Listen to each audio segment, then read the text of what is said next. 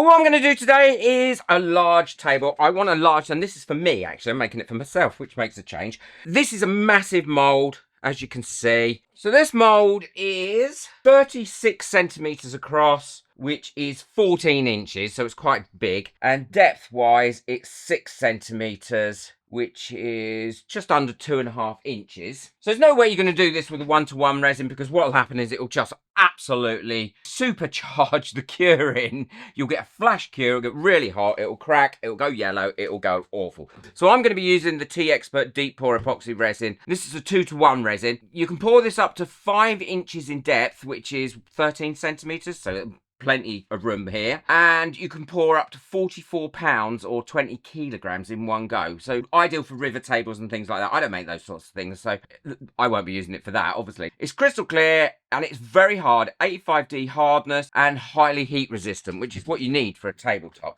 Now, I've already tried this once and I messed it up, not because of the resin, actually because I added far too much colour to it, and I will show you that later on in this video how I messed it up and what I did. So I now know, I've learnt my lesson, I now know what I have to do to ensure this is going to work. Unfortunately, this is done by weight because I haven't got measuring jugs deep and big enough, so it's 2-to-1 in weight. So if I use a kilo of this part A, then I need half a kilo of part B, and I'm going to mix it up in a nice big bucket. So now I've got that in there, I could mix that up using an attachment actually on my drill and do it slowly, but I can't be bothered. I'm going to use this long stick. Again, you mix it in exactly the same way, so don't worry you've got to do anything special. All I will do now is I will actually, there's a lot in here, I'll probably mix this for about 7 minutes. So that'll be 2 songs that I'll play, and I'll make sure I keep scraping the sides and the bottom as well at the same time. So that's all mixed up now. Now, before I go pouring that in, what I'm going to do is decant some off into some pots, because this is going to be my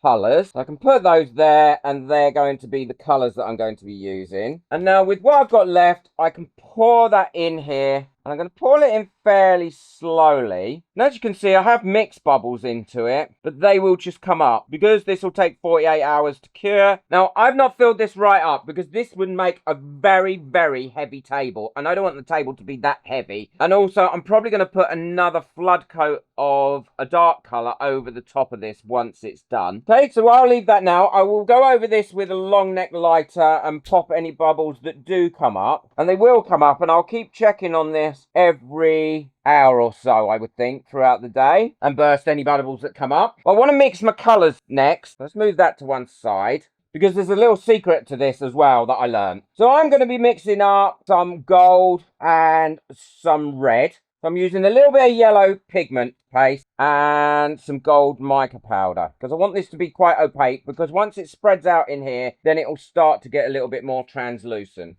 And just mix these up. And the reason I'm mixing these up now is I'm not going to put them in here yet, because I need this to thicken up first. So I'm going to leave this about 8-10 hours. I'll check it after 8 hours, and if it's still not quite as thick as I want it to be, then I will leave it for 10 hours. Because if I put the colour in now, then all it's going to do is merge in there, and you're not going to get any patterns or anything that I want. And you'll see what I mean later on in the video where I did that. The other thing is I need to be quite sparse with this colour when I put it in. I probably won't use all this, so I'll end up pouring some of this in a mould somewhere. So that's all nice and mixed up. And now I'm going to do the same with the red, because I want this to be red and gold with some little hints of black going through it. A big thank you to everyone that got me a coffee last month. I really do appreciate it. If you'd like to buy me a coffee, then the link for that is in the description below. Thank you. So they're all mixed up. Everything's ready. I will keep checking on this, but I won't be doing anything for it now for about 8 hours. And then I'll show you how I'm going to put the colours in, and we can see what will happen from there. This has had 8 hours now, and as you can see, it is starting to thicken up, but it hasn't gone really, really thick. I could leave it a little bit longer, but actually, I'm not going to, because I'm hoping this is going to be enough. And the mica powder has settled down in here a little bit, so I'm going to give that a bit of a swirl to liven that up again. Now, what I learned from the other one is it doesn't matter if I'm really messy with this and get squiggles everywhere, but what does matter is that I don't put too much on here. I got carried away last time and put far too much colour everywhere. And how I'm building this up is I'm going to mix a bit of the red and the gold, but also so have it overlap like this, but also I want to have some separate as well. As you can see, I'm putting kind of blobs of it in. And that's what I'm going to do. I'm going to go around here now and put bits in like this. So that should be enough going around there, and that will start to move in and spread out, I'm hoping, around here and through the middle. And the black, I'm going to pop some here, like that. And then just a little bit here, a little bit here, a little bit there. And then I'm going to go in again with a little bit of yellow or gold here at the edge. And then a little bit of red. And this should sink down, but it also should start to spread out as well in about 3 or 4 hours. I put about 10 times this amount of colour in last time I did this, and it really didn't like it. It just, I'll show you, you'll see. Okay, and there we go. I'm going to pour what I've got left over in a mould. And if you'd like to become a member and enjoy all the perks of being a member of my channel, extra videos, support, a whole community of people that love crafting and love doing all this experiments and help with, they help with everything from crafting to selling your crafts as well. There isn't anything. I'm sure my members would agree. So that doesn't look like an awful lot of colour, but as you can see here, it is already starting to move around, and we want some negative space and we want some ethereal look. So this has had another 3 hours, and what I'm going to do now is, now it's all sunk down to the bottom, I'm going to go in here and gently lift this up. And now I'm going to add some more in to the center part. Now I know it's not spread out too far. Doing exactly the same thing as I did before. This time, before I let it sink down, what I'm going to do is go through, because see it's getting quite sticky now. I'm going to go through it like that. And then I'm going to put the same in the middle there, and then a few more dots around there. And before they sink, then I'm going to give them a swirl. Now that's had enough done to it, I'm not doing any more to that. All I'm going to do now is let that cure before I put the base layer on. It may move around a little bit more now, and there's certainly different layers to it. So this has now been curing for 24 hours, and it's gone to the really thick gel stage, because it's going to be another 24 hours before it's fully cured. It has probably moved around as much as it's going to move around. I know the camera's not picking it up because there's so much reflection on this really glossy resin. But what I want to do is add some glitter to this while it's at the glossy stage. So I'm going to do this from quite high, because I don't want too much on it, but I do want it to be quite evenly coated before I put the final layer on. So as you can see, that glitter's going on there now as a really nice fine layer. Because unlike me, I'm not going to put tons on it. And that's not going to sink now. That will sit on the top of there, ready for the final layer to go on. It's all cured now, and as you can see, that glitter is stuck in there. So far, I'm really liking the pattern from underneath, because this is going to be the base. Proof will be in the pudding when I turn it over and demold it. But now I need to put coating or a backing on that. Now, for the backing, I'm only going to put a really thin layer on, and so because it's going to be very well spread out, and it's only going to be a thin layer, I'm using the 1:1 crystal clear. Don't need to use the deep pour. You could if you wanted to, it wouldn't be a problem. You wouldn't want to go more than about that deep with that volume of it, but for what I'm doing, it's going to be perfect. So I'm ready now to pour my base in, and all I'm using is the crystal clear resin and a black pigment. I haven't used mica powder because I don't want that sheen. I just want a black pigment. And as you can see, once that spreads out, that is going to be really thin on there. So it's not going to flash cure and cause any problems whatsoever. That will spread out nice and evenly because this is a self-leveling resin. I'll leave that for about 5 minutes, then I'll go over it with a long neck lighter and pop any bubbles. And then once that's all cured up, I'll show you how I'm going to attach the legs and finish it off. It's all lovely and cured now, and this is always the bit I'm nervous about, because you can never really tell what it's going to look like. I mean, I've got a rough idea it's going to look like what I want it to look like, but it has. Oh, I'm not sure if you can see that. I'm not sure if all the golds and everything are coming out and how 3D it is. Let me see. Oh, I love it. I absolutely love it. I'm good. Oh, I'm so pleased. I was so worried about it, because let me show you the one that I messed up. So I made this one first, a bit thicker, because like I said, this resin can be poured really thick.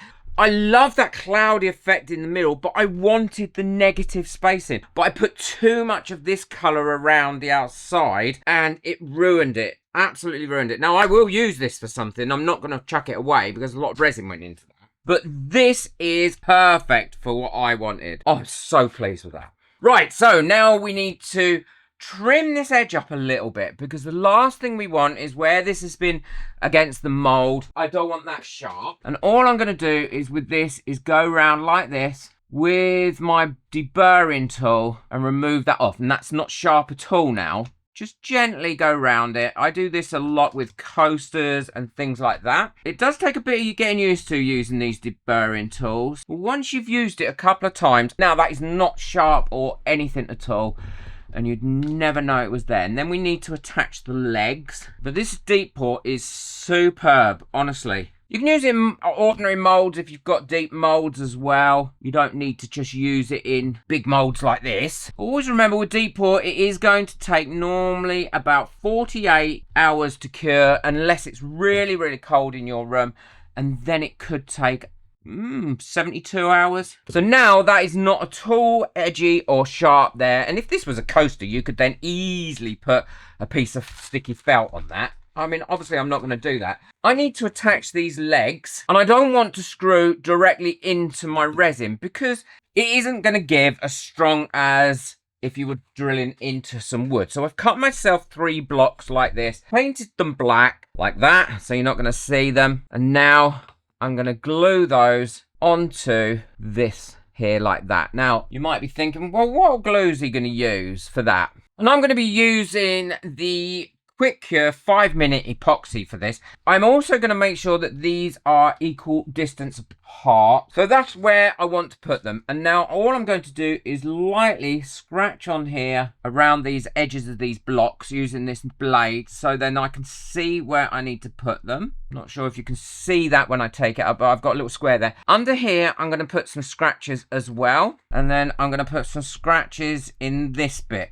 That just gives it something to key onto, makes it a little bit more secure. I'll do that to all 3. And this stuff, all you need to do is mix up an equal amount, and you need to work fairly quickly with 5-minute epoxy. And it does have a very strong smell to it as well. So what I'm going to do is I'm going to mix up one at a time. It does dry clear. So when we've got that mixed up, what I can do is smear that on like that. Put that in the middle there where I know it's going to go. Push it down, and then I've got a weight here. This is just a brick, and I'm going to place that on the top and let that cure up. And I'll do the same for the other 3. Well, these are all stuck on here, lovely and hard. Now they're not going to go anywhere. That's on there permanently. All I've got to do is line up the base of my legs and draw a little circle where I'm going to put the screws. And I will counter drill those first. So now all I have to do is go around. They're all counter drilled. And screw these legs in, and then I'll show you what it looks like all finished. So there we go, that table's all finished now, and I really love it. I'm not too sure if the camera is really doing it justice on how 3D that actually looks, but it is really sparkly. I've got it here, ideal for cups, and my little dog's in the hall playing with her toys.